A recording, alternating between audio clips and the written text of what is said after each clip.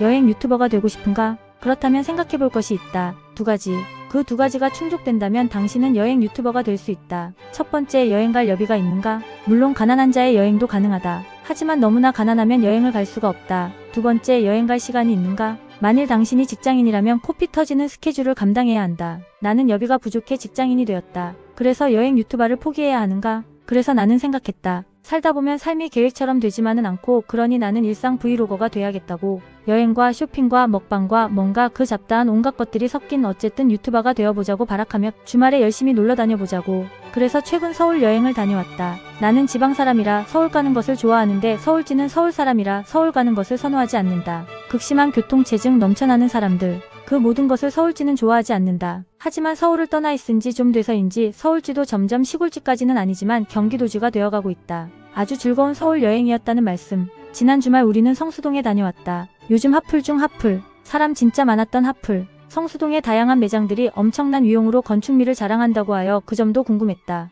성수동 메인 거리를 걸어다니다 보니까 어디서인가 고소한 냄새가 발길을 잡았다. 관광객으로 보이는 사람들은 모두 한 손에 같은 종이백을 들고 서 있는데 바로 이 집이었나 보다. 에그타르트. 해외여행 가면 먹는 에그타르트. 솔직히 나는 한국 관광지에서 이렇게 줄 서 먹는 집을 믿지 않는다. 그런데 다시 가면 또 사올 것이다. 두 박스 사올 것이다. 두툼하고 부드럽고 달달한 에그타르트는 집에 가져와서 다음날 먹어도 겉바속촉을 유지하고 있다. 판타스틱 베이비. 그리고 각종 가게들을 구경하는데 모르는 브랜드가 너무 많고 외국인도 많고 인기 많은 곳은 줄을 서야 하는데 인기 많은 곳이 무슨 브랜드인지 모르는 그야말로 시골지 서울 탐방의 시간이었다. 내가 이렇게 시대에 뒤처지는 사람이었던가? 그렇다. 뒤처지는 사람이긴 했다. 외국인들이 나보다 더 잘하는 것 같았는데 내가 외국인이더라도 성수동에 환장할 만했다. 한국에서만 살 수 있는 브랜드. 엄청 힙하게 디스플레이된 쇼핑템들. 좋은 제품의 가성비 이템들. 그 사이 명품샵들도 위용을 드러낸다. 여기 뭐야? 자본주의 천국이야? 그 중에서도 기억에 남는 첫 번째 가게. 말 많고 탈 많은 블루 엘리펀트.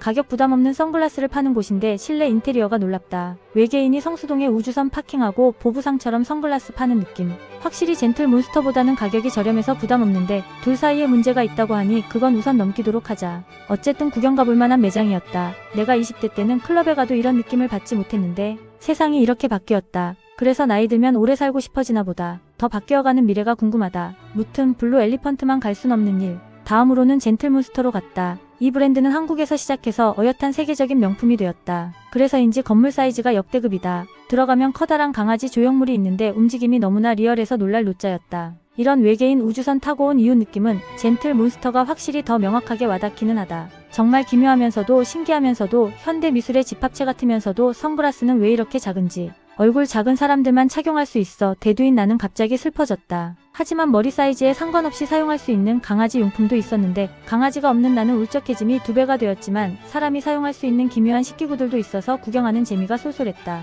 다만 가난하여 다시 직장인이 된 나에게는 좀 부담스러운 가격이었다. 하지만 내가 여행자였으면 기념품으로 사갔겠지.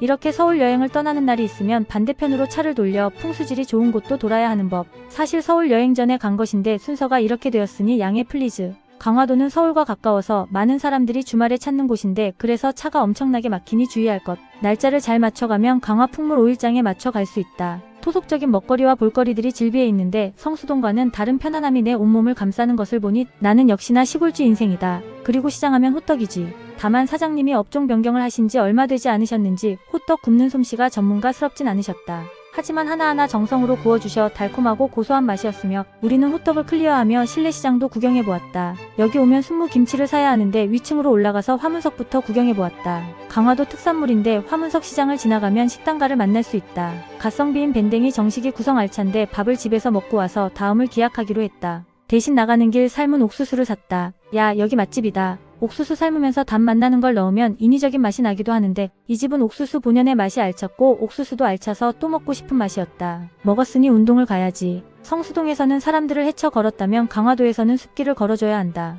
강화도에는 유명한 절이 두 곳 있는데 전등사와 보문사가 그 주인공이다. 둘 다 오르막길을 걸어야 하는데 난이도는 보문사가 더 높으니 운동 부족인 자들은 주의할 것. 무튼 전등사의 색색깔의 등이 우리를 반겨주었는데 피톤치드가 내 폐를 가득 채우는 것이 살 것 같은 느낌이 들었다. 역시 사람은 나이가 들면 들수록 산으로 가야 한다. 전등사에 오면 반드시 봐야 할 처마밭 들고 있는 목상을 찍고 고양이를 구경했다. 절에서 밥을 잘 주는지 짬타이거가 된 양이들. 귀여워. 귀여움에 나무아미타불관 세음보살을 외치며 저녁을 먹으러 놀부 동생 집으로 향했다.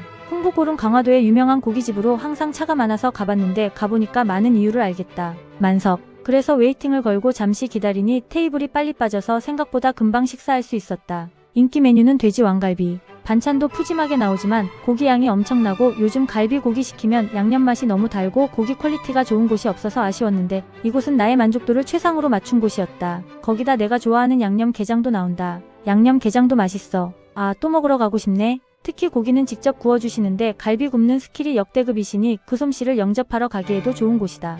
이렇게 우리는 포식을 하며 주말을 마무리했다. 요즘 해외여행을 못 가서 아쉽긴 하지만 사실 요즘은 해외여행보다 국내 여행이 더 핫해서 오히려 방향성을 국내 여행 위주로 바꿔보면 어쩔까 싶기도 하다. 과연 여러분들은 어떻게 생각하시는지. 그럼 오늘의 이야기는 여기까지 마무리하며 오랜만에 여러분들에게 뽀뽀를 갈기는 바이다.